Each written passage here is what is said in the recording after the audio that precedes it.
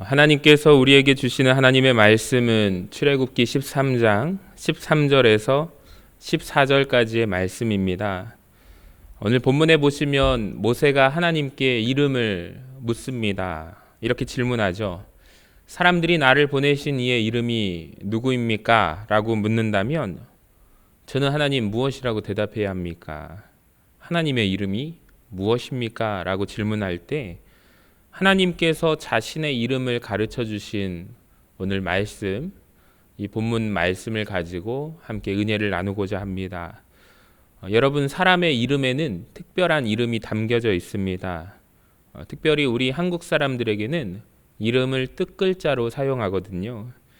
부모가 자녀에게, 조부모가 자녀에게 이름을 지어줄 때 의미를 담아서 이름을 지어주게 됩니다. 어쩌면 우리는 이름대로 살아가고 있는 존재인지도 모르겠습니다. 하나님께서도 이름이 있으신 거 아십니까? 하나님의 이름을 우리가 살펴보면 하나님의 이름에 굉장히 놀라운 비밀과 그 의미가 숨겨져 있는데요. 자, 오늘 그 하나님의 이름을 함께 나누고 싶습니다. 자, 하나님의 이름을 보실까요? 우리 성경 번역에 보니까 14절에서 나는 스스로 있는 자라고 번역을 했습니다. 영어로는 그냥 이렇게 되어 있습니다. I am who I am. 사실 이것이 굉장히 어려운 번역입니다. 번역하기 어렵기 때문에 나는 스스로 있는 자다라고 번역했습니다. 자, 성경 히브리어 원어에도 보니까 I am이라고 번역되어 있습니다. 무슨 수수께끼 같은 말씀인가? 여러분, 그런데 여기에 하나님 이름의 비밀이 담겨져 있습니다. 가장 먼저 우리가 알아야 할 것은 하나님의 이름은 이 세상에 존재하는 어떠한 이름과는 전혀 다른 이름이다라는 것입니다. 이 세상에 우리가 생각해 보시면 모든 물건들, 사람의 이름들을 생각해 보면 특이한 점이 명사형으로 되어 있습니다. 여기 보시면 이것은 강대상이고요. 자, 이것은 성경책이고 또 이것은 마이크입니다. 사람 이름도 모두가 다 명사형입니다. 누군가 그렇게 다 지었습니다.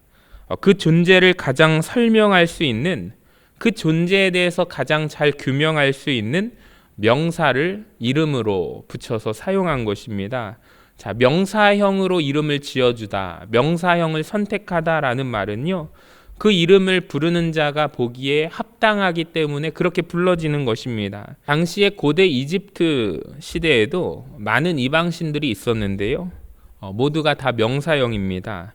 태양신 라, 물고기 신 하피, 그리고 땅의 신 셋, 그리고 지하의 신 오시리스. 하나님께서 이집트에 내리신 그 땅의 10가지 재앙이 사실은 이집트 땅에 있는 이방신들에 대한 심판이라는 것을 기억하셨으면 좋겠습니다. 자, 고대 세계 신들의 이름도 모두 명사형입니다. 자, 그 말은 무엇을 의미하냐면요, 누군가가 우상을 잘 조각해 놓고 만들어 놓고, 자, 이 신의 이름은 이것이라고 불러야겠다라고 그 신의 이름을 부릅니다. 그러니까 명사형이라는 이름 자체가 누군가가 그것의 이름을 지어주었다라는 뜻입니다. 하나님의 이름을 보실까요? 하나님의 이름은 명사형이 아닙니다. 이것이 놀라운 것입니다. 하나님 이름이라는 자체가 나는 스스로 존재한다라는 것입니다. 자, 이 말 자체가 하나님은 누군가에 의해서 하나님이라고 불린 분이 아니라 하나님은 스스로 존재하시며 자존하시는 분이시다라는 뜻입니다. 이름 자체에 유일하신 하나님의 존재가 드러나 있습니다. 숨겨져 있습니다. 여러분, 웃기지 않습니까? 사람들이 우상을 깎아 만들어 놓고, 자, 이 우상은, 이 신은 오리시스라고 불러야지, 이게 신이다, 이게 우상이다, 사람들에게 이렇게 말하는 것입니다. 자, 이름만 보아도 우리 하나님께서 참 하나님이 되심을 우리는 알 수가 있는데요, 바로 하나님은 스스로 존재하시는 분이심을 기억하시기를 바랍니다. 자, 하나님의 이름을 또 자세히 보면 비동사로 되어 있습니다. 자, 오늘 하나님의 이름을 알기 위해서 우리나라 말과 또 영어가 필요합니다. 비동사라는 것은 두 가지의 뜻을 가지고 있습니다. 첫 번째는 비동사는 무슨 뜻을 가지고 있는가? 존재하다라는 뜻을 가지고 있습니다. 그러니까 하나님은 나는 존재하다라는 뜻입니다. 하나님은 과거에도 지금도 그리고 앞으로 세세토록 존재하시는 분이심을 믿으시기를 바랍니다. 그래서 요한계시록 말씀에 하나님을 이렇게 표현했는데요. 과거에도 계시고 지금도 계시고 장차 오실 분이시다라고 소개했습니다. 우리 인간은 유한한 존재입니다. 잠깐 이 세상을 살다가 이 세상을 떠나게 되어 있습니다. 전 세계적으로 하루에 14만 6천 명이 사망한다고 합니다. 그러니까 시간당 6,088명, 분당 101명 정도가 사망합니다. 우리가 지금 예배드리고 있는 이 시간이면 전 세계적으로 6,000명 정도가 호흡이 정지되어 있습니다. 여러분, 이것이 사람입니다. 하나님은 그런데 영원토록 존재하시는 분이십니다. 이사야 6장 말씀에 보면 이사야가 본 환상이 나오는데 어떤 환상인가? 우시야 왕이 죽던 해에 주께서 높은 보좌에 앉으셨는데 그 옷자락은 성전에 가득하도다. 여기 보니까 우시야 왕이라는 사람은 죽었습니다. 세상의 통치자는, 권력자는 죽었습니다. 그런데 하나님께서는 영원히 살아계시는 분이십니다. 이 세상에서 아무리 철권 통치를 한다 할지라도 50년 이상 통치했던 지도자가 사실 많지가 않습니다. 그런데 하나님은 영원 무궁하도록 계신 분이십니다. 자, 누구를 두려워하시겠습니까? 영원히 현재로 계시는 분. 그분 하나님 한 분만을 두려워하시기를 바랍니다. 사람은 두려워할 이유가 없고요. 필요도 없습니다. 사람은 잠깐 있다가 사라질 존재이기 때문입니다. 이사야서 2장 22절에 보시면 너희는 인생을 의지하지 말라. 그의 호흡은 코에 있다고 그랬습니다. 그러니까 하나님께서 생명의 호흡, 생기를 주셨는데 그 호흡을 거두어 가시면 흙으로 돌아가는 것이 인간입니다. 여러분, 그 사람 두려워하지 마시고 영원토록 현존하시는 하나님만을 의지하며 두려워하시기를 주의 이름으로 간절히 축원합니다. 또 하나님은 시간적으로 영원히 존재하실 뿐만 아니라 모든 곳에 존재하신 하나님이십니다. 언제나 어디에서나 모든 사건 가운데 모든 환경 가운데 거하시는 하나님이십니다. 이것이 놀라운 비밀인데요. 오늘 예배 가운데 하나님께서 이 자리에 임재해 계실 줄로 믿습니다. 사실 고대의 신들은요, 지역 신들이었습니다. 자, 아까 말씀드렸듯이 여러 지방 신들이 있다고 했습니다. 물의 신이 있고요. 예를 들면 물의 신은 물 밖을 나가면 힘이 없는 존재입니다. 땅의 신이 있습니다. 산의 신이 있습니다. 그런데 하나님은 어떤 분이십니까? 온 우주에 편만하신 하나님이십니다. 어디에나 계시는 분이십니다.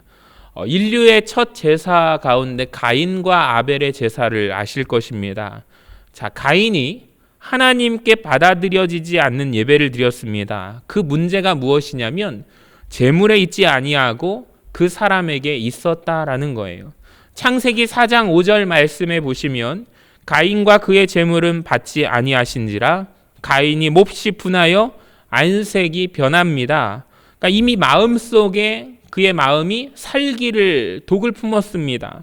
자, 그런데 가인이 이런 행동을 하죠. 8절에 보시면 가인이 그의 아우 아벨에게 말하고 그들이 들에 있을 때에 가인이 그의 아우 아벨을 쳐 죽이니라. 여러분 잘 보세요. 하나님 앞에 예배를 드릴 때 가인의 제사가 연락되지 않아서 그 자리에서 몹시 분하고 그가 살기를 품었습니다. 그런데 차마 그 앞에서는 죽이지 못하고 동생을 부릅니다. 자, 어디로 불러낼까요? 들로 불러냅니다. 들에서 죽입니다.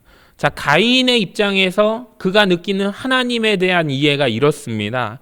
예배드리는 장소에서는 자, 이곳에서는 하나님이 계시니까 차마 사람을 죽일 수는 없습니다. 예배를 막 끝내고 나서는 차마 사람을 죽일 수가 없습니다. 그런데 그는 어떤 사람인가? 들에 나가서는 죽일 수 있는 사람입니다. 제 말이 이해가 되십니까? 가인이 생각하는 하나님의 이해를 여러분 이해되십니까? 가인이 예배 장소에 하나님이 임재하시고 하나님이 계시다는 사실을 그가 기억하고 인지했는데, 자, 들에 나가서 죽여도 괜찮다라고 생각한 것이 가인이 생각한 마음이고 하나님에 대한 이해였습니다. 그러니까 가인의 입장에서 하나님을 이해하는 것이 잘못되었습니다. 자, 예배당 안에 계신 하나님이 들판 밖에도 나아가서 세상에도 계신다는 것을 그는 몰랐습니다. 많은 사람들이 그런데 사실 이런 가인의 모습으로 예배를 드립니다. 주일날 교회에 와서 예배를 잘 드리고 그리고 예배 끝나고 보자 이럽니다. 여러분, 예배 끝나고도 하나님이 여전히 동일하게 계시는데도 말입니다. 예배를 잘 드리고 나서 주차장에서 흔히 싸운다고들 하죠. 자, 그곳에도 하나님이 계시는데 말입니다. 자, 월요일부터 토요일까지 모든 삶의 한가운데서도 하나님이 함께 계시다는 것을 여러분 우리가 깨닫기를 원합니다. 삼손이 바로 가졌던 문제가 그거였습니다. 삼손은 하나님의 영에 감동된 사람입니다. 그래서 나귀 턱뼈로 1000명이나 되는 사람들을 죽였습니다. 그리고 바로 그날 밤 그는 어디에 가는가? 기생에게 찾아갑니다. 낮에는 그는 하나님의 사자였는데 밤에 그는 정욕의 종이 되었습니다. 낮에는 하나님의 율법을 지키고 밤에는 하나님의 계명을 어깁니다. 삼손이 생각하는 하나님의 이해에 대한 부분이 부족했기 때문입니다. 잘못되었기 때문입니다.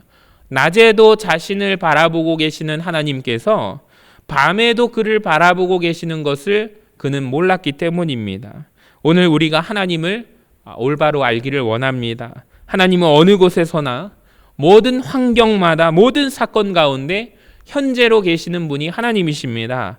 여러분, 그 하나님을 두려워하시기를 바랍니다. 그래서 우리가 여러분 기도할 때 하나님 앞에서 모든 것을 시시콜콜하게 다 기도할 필요가 없다라는 것입니다. 하나님은 모든 현재 가운데 지금의 나를 바라보고 계시기 때문에 내가 입술을 열어 온 마음을 다해 아버지라고 부르면 여러분 하나님이 다 아십니다. 마치 하나님이 나에 대해서 아무것도 모르시는 사람처럼 그렇게 하나님 앞에 기도하지 마시기 바랍니다. 아버지 다 아시지요? 하나님께서 도와주시리라 믿습니다. 여러분 이렇게 기도하시기를 바랍니다. 자, 비동사가 가진 또 두 번째가 있는데요. 존재하다라는 뜻도 있지만 나는 무엇이다라는 뜻도 있습니다. 여러분, 그래서 전문적인 용어로 보어가 필요합니다. 혹시 기억나십니까? 이 맨투맨 영어를 배우시다 보면 2인칭 주어 동사 플러스 보어가 필요합니다. 예를 들어서 영어로 질문을 해요. Who are you? 당신은 누구십니까? 그러면 제가 I am, 나는 무엇입니다 라고 대답하면 문장이 끝납니까? 기다리고 있는 거예요. 무언가 그 다음이 나오기를 기다리고 있는 것입니다. 보충하는 말 보어가 필요한 거예요. 이 자체로 문장이 완성되지 아니하고 그 뒤에 보어와 보충하는 말이 필요하다라는 거예요. 그래서 다시 질문드리면 Who are you? 당신은 누구십니까? 라고 물어봤을 때 I am a pastor. 예, 나는 목사입니다. 라고 설명하고 이런 단어가 나와야 된다라는 거예요. 자, 근데 하나님의 이름을 보시면 놀랍게도 뒤에 보어를 비워둔 채로 I am 이렇게 대답하십니다. 자, 이게 놀라운 하나님의 이름의 비밀이에요. 자, 무슨 말이냐면요. 하나님은 내가 그 하나님을 경험한 만큼 그 하나님이 경험되어진 만큼 이름이 우리에게 실존적으로 믿어진다라는 것입니다. 예를 들어서 지금 내가 병에 걸렸는데 나를 하나님께서 치료해 주셨어요. 나를 고쳐 주셨어요. 자, 그러면 내가 치료하시는 하나님을 경험했습니다. 자, 그럴 때 나에게 하나님은 나를 고쳐주시는 하나님, 나를 치료하시는 하나님, 나를 치료하시는 여호와라고 고백합니다. 제 말이 이해가 되십니까? 여러분, 그걸 경험하지 못한 사람에게는 그게 아무런 상관이 없는데, 자, 치유를 경험한 사람에게는 하나님은 나를 고쳐주시는 하나님, 나를 치료하시는 여호와임을 그가 고백할 수 있다라는 거예요. 자, 이거는 경험한 사람에게만 실존적으로 그 하나님이 나의 하나님이 됨을 고백할 수가 있다라는 것입니다. 내가 어려울 때 기도함으로 나에게 막힌 문제가 풀어주고 나를 공급하여 주시는 하나님, 나를 도우시는 하나님, 나를 먹이시는 하나님입니다. 여러분 위기 가운데 그 하나님의 놀라우심, 도우심으로 살아가는 사람만이 주님은 나의 피할 바위가 되십니다 라고 고백할 수가 있는 것입니다. 여러분 누가 복받은 사람입니까? 내가 고백할 수 있는 하나님. 그 하나님이 많고 다양한 사람만이 복받은 사람임을 기억하시기를 바랍니다. 다윗이 성경에 보면 왜 복받은 사람인지 아십니까? 다윗이 시편에서 이렇게 그가 고백합니다. 자, 시편 18편 1절과 2절을 같이 봅니다. 나의 힘이신 여호와여 내가 주를 사랑하나이다. 여호와는 나의 반석이시요 나의 요새시요 나를 건지시는 이시요 나의 하나님이시요 내가 그 안에 피할 나의 바위시요 나의 방패시요 나의 구원의 뿌리시요 나의 산성이시로다. 아멘. 다윗이 왜 복받은 사람일까요? 다윗은 경험한 하나님이 많았기 때문입니다. 누군가 말했습니다. 우리는 하나님을 아는 만큼만 믿을 수 있고 경험한 만큼만 전할 수 있습니다. 다윗도 마찬가지입니다. 다윗은 하나님을 많이 알았습니다. 하나님을 많이 경험했습니다. 사랑하는 여러분, 여러분이 경험한 만큼만 하나님이셔요. 제가 바라기는 여러분이 경험되어지는 하나님이 더욱 많아지시고 더 풍성해지시기를, 그 하나님의 은혜 가운데 임하게 되시기를 간절히 축원합니다. 내가 소개할 수 있는 하나님이 더욱더 많아지기를 간구합니다. 경험한 만큼만 내 하나님이 됩니다. 경험한 만큼만 내 하나님이에요. 내가 누군가에게 자신 있게 내가 만난 하나님은 이런 분이시다 라고 우리가 간증할 수 있기를 원합니다. 경험한 만큼 전할 수가 있다라는 거예요. 여러분, 그 기쁘신 하나님 주님을 더욱더 알기를 원합니다. 말씀을 마치겠습니다. 우리는 하나님을 아는 만큼 믿을 수 있고요, 하나님을 경험한 만큼 전할 수 있습니다. 하나님을 얼마나 아십니까? 우리의 소원이 주님을 내가 더 알기를 원합니다. 우리가 왜 전도를 못할까요? 내가 만난 하나님, 내가 고백되어지고 경험한 하나님이 적기 때문입니다. 전도자의 사명을 잘 감당하려면 내가 경험한 하나님이 많아야 됩니다. 있어야 됩니다. 그 하나님 이름의 비밀, 세상 모든 존재의 이름은 명사라는 것, 누군가 지어준 이름을 붙여준 사람이 있었다라는 것입니다. 자, 주님은 그런데 스스로 존재하는 분이시며 영원토록 어디에나 존재하시는 분이시며 그 하나님이 이 시간 우리와 함께 하십니다. 우리가 그 하나님의 이름을 부를 때 기뻐하시고 새롭게 경험되어지게 되시기를 주님의 이름으로 간절히 축원합니다.